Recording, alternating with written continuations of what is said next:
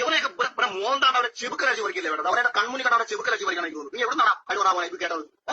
ഈ വിളിച്ച തെറിക്ക് തിരിച്ചു വിളിക്കാൻ എനിക്ക് തെറി അറിയാനില്ല. നല്ല രീതിയിൽ എനിക്കും തെറി അറിയാം. പക്ഷെ ഇതുപോലെ തന്നെ ഇനിയും ആളുകളെ തെറി വിളിക്കണം. ആരാറിന്റെ വിചാരം ആരാരുണ്ട് തെറി വിളിക്കണം? അയ്യോ പേടിച്ചു, ഞാൻ അവതരണം അത് നിർത്തി. എന്തോ നിർത്താനാ?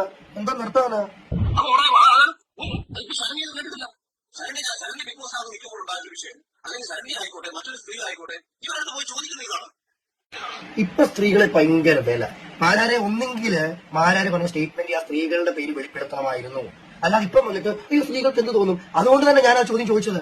എന്റെ ഒരു സഹോദരി ബിഗ് ബോസ് ഞാൻ വിട്ടു, പുറകെ മാരാരിന്റെ സ്റ്റേറ്റ്മെന്റ് വിടുന്നു. ബിഗ് ബോസിൽ വരുന്നവർ ഇവർ യൂസ് ചെയ്യുന്നുണ്ട്.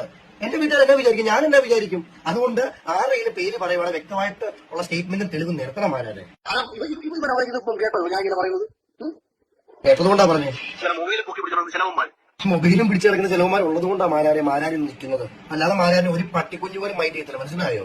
ആമാര് വെയിലത്തും കഴിക്കാതൊക്കെ ഇങ്ങനെ മാരാരി ഇറങ്ങി വരുമ്പോ എൻട്രി അല്ലെ സംസാരിക്കും, ബൈറ്റ്, ഇതൊക്കെ നിൽക്കുന്ന മാരാർക്കൂടെ ഗുണം. അല്ല അവന്മാർക്ക് മാത്രമല്ല, പിന്നെ മാധ്യമ പ്രവർത്തനം അങ്ങനെ അടിച്ചു താക്കാനല്ലേ.